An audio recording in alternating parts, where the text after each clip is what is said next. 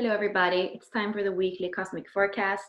We're going to go into the transits and see what's alive in the collective energy right now. Of course, there is a lot of collective fear. There are restrictions, we can't travel across borders. We have kids that usually go to school, but they are home because the schools are closed. People work from home because offices are closed. We go to the supermarket, there might not be any water and toilet paper. We're faced with situations that we aren't used to. And a lot of things in the structures in society seem to be quite shaky actually. And we have a lot of planets that are hanging out in Capricorn right now, and the conjunction between Pluto and Saturn that's been there quite for a while. And now we have Mars coming in too. So a lot of masculine planets finishing their long cycles and kind of a peak where things seem to need to change before a new cycle starts. Next week, we have the astrological new year. So we have the sun going into Aries. So that's, of course, a change. We also have the nodes that are going to change I'm going to show you actually so that you can see it. So we have the sun in Pisces right now, and it's going to go into Aries. So here we are starting the astrological new year. The first sign is Aries, right? For human design, we say that the 41 is the new year in the Rave Mandala. And anyway, what I was saying is that the nodes are in 58 and 52 right now, and they're going to change. They're going to be in 10 and 15. So that's also different. We can see that they are going from right now, they are in the root center, and they're going to be in the G center. So what does that mean? What does that have to do with where we're going, who we are, and actually not looking outside ourselves for knowing direction and love and identity? So that's very different energy than in the current nodes. And we can also see, if we make it a little bit bigger, we can see right now. So we are in a very unstable line and gate. So 36 is the dark night of the soul. It's really the storm that comes and takes us and that makes us feel deeply. And often those experiences can be painful, can be deeply emotional, can be scary, but we always learn something from it. And it's accentuated today actually with that third line, that is the line of trial and error. So to really have to kind of fall down the stairs and get up and get off the dirt and start over again. And of course, the programming partner is then in the earth. So conflict and turbulence are the shadow frequencies of 36 and 6 right now. Right now, we also have the moon in a third line, but the moon is changing lines every hour almost. So that's just now.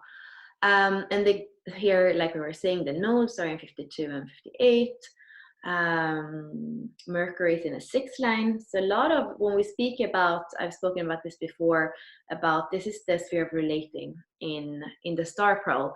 We have this process of relating. That first there is, any conflict or any process of relating goes through phases where basically you first see there's a dissonance. You might be able to give feedback about it. Then there is this time of like some difficulty and assimilation. Then there can be a more heartfelt sharing. And then there's a crystallization and understanding of what's going on. And then there's gratitude. So those are the 6 lines of the hexagram. And here, right now, we are in the 6th line. So even that is a kind of phase where we're seeing the whole process of things, and where we can even have gratitude for things that have been. The 30th has to do with the 36. It's basically desire that we have in the gate 30, and then that desire is made experience in the 36. So it's somehow we can see the whole process of what our desires were leading to. And this is the sphere of relating and communication. It's Mercury. So interesting to look at that before we started astrological new year, I would say. And then we have Pluto and Jupiter conjunct. That's also interesting. And that's in the gate of inspiration, the great mystery, the gate of taking in, of kind of channeling. And we also have the 24 that is activated in Venus.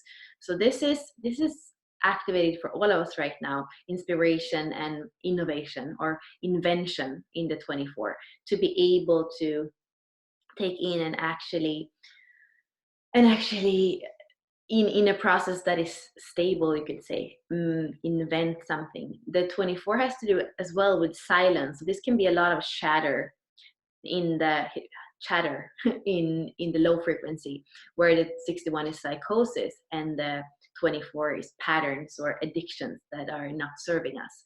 But in the higher frequencies, there is a lot of newness. Instead of going into those patterns of the mind just tugging, or the behavioral patterns in 24 that can be different kinds of addictions, it's this possibility to stop and pause before we go into that same thinking pattern or behavioral pattern.